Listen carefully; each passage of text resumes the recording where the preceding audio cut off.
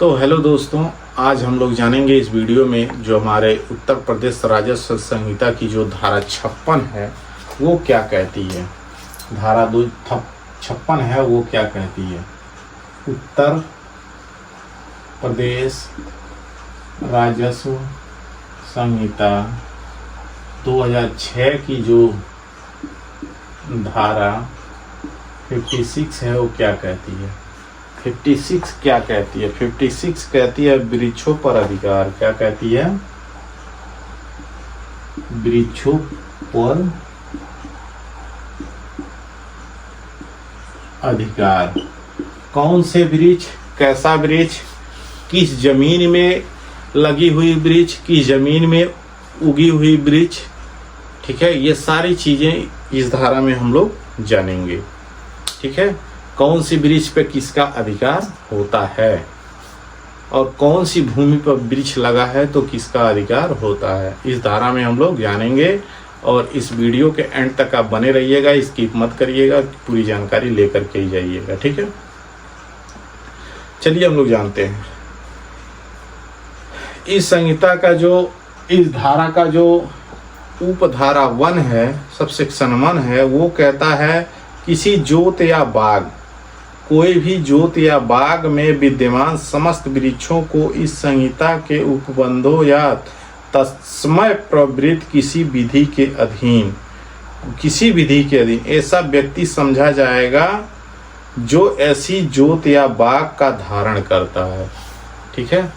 ये कह रहा है कि किसी जोत या बाग, कोई भी जोत की जमीन हो या बाग की जमीन हो, किसी व्यक्ति के, ठीक है, ऐसे समस्त विद्यमान वृक्ष जो इस संहिता के उपबंधों के तत्समय प्रवृत्त किसी विधि के ऐसे व्यक्ति को समझा जाएगा जो ऐसी जोत या बाग का धारण करता है।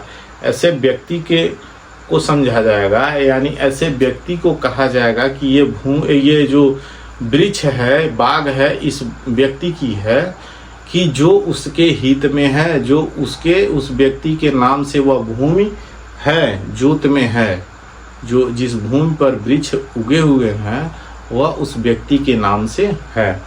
दूसरा कह रहा है किसी जोत की सीमा पर विद्यमान समस्त वृक्ष को ऐसे व्यक्ति को संयुक्त रूप से समझा जाएगा जो ऐसी सीमा के किसी और जोत का धारण करता हो।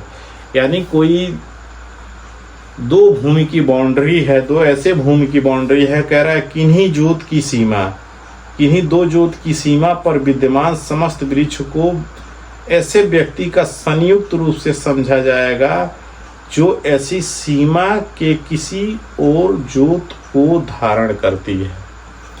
यानी दो, ये सपोज करिए, ठीक है, अगर ये कोई दो जोत नंबर है और एक नंबर ये है बगल में, ठीक है, और इसी पर ये बहुत जगह ऐसा है कि इसी के बीच में वृक्ष उगे हुए हैं, पेड़ उगे हुए हैं।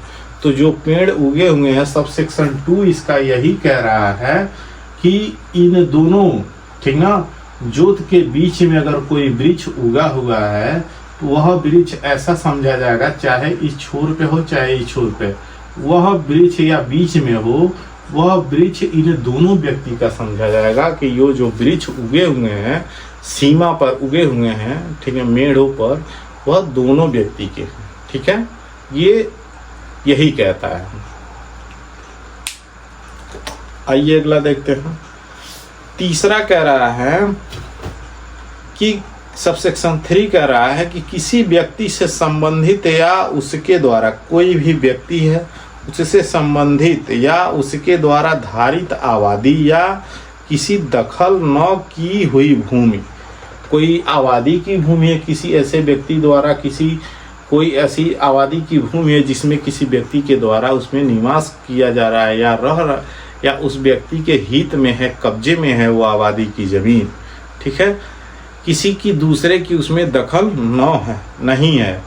दखिल भूमि में स्थित समस्त वृक्ष इस संहिता के प्रारंभ होने के तत्काल पूर्व ऐसे व्यक्ति से निरंतर संबंधित रहेंगे या तस्मै प्रवृत्त किसी अन्य विधि और इस संहिता के अधीन बनाई गई किसी नियमावली के अध्ययन घृत रहेंगे।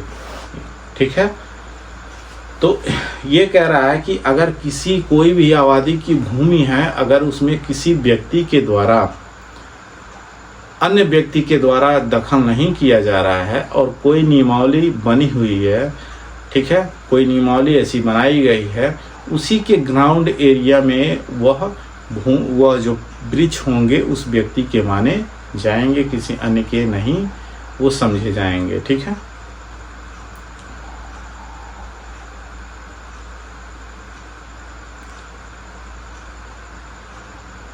आई होप कि आपको ये पूरा वीडियो समझ में आया होगा। ठीक है, ये चलिए इसका सब सेक्शन 4 क्या कह रहा है। कह रहा है कि धारा 57 के उपबंधों के अधीन उपधारा 1 से 3 में निर्दिष्ट, यानी 1, 2, 3 के बारे में अभी जो हम चर्चा किए हैं उसमें जितनी भी बातें मैंने बताया है। कह रहा है वृक्ष, झाड़, जंगल या अन्य प्राकृतिक उत्पादन जहाँ कहीं उगे हों, रोपित हों, ठीक है, वो इस संहिता के प्रारंभ होने के दिनांक से राज्य सरकार की संपत्ति समझी जाएगी। ठीक है, अगर कहीं भी उगा है, कहीं ऐसे भूमि पर उगा हुआ है, ठीक है, और इस संहिता के प्रारंभ होने के से जिस दिनांक से यह एक्ट लागू हुआ उस दिनांक से वह जो वृक्ष होंगे वह राज्य सरकार की समझी जाएंगी, राज्य सरकार की ही हैं वो। ठीक है, अभी ऐसी भूमि है जो राज्य सरकार की भूमि है और उस भूमि पर जो उगे हुए वृक्ष, झाड़, जो भी पेड़ पौधे हैं वह राज्य सरकार की समझी जाएंगी। ठीक है, तो आई होप आपको ये वृक्षों पर अधिकार किनका कैसे है ये आई होप कि आपको समझ में आया होगा। अगर समझ में आया होगा तो वीडियो को लाइक, शेयर, सब्सक्राइब जरूर कर दीजिएगा। Thank you.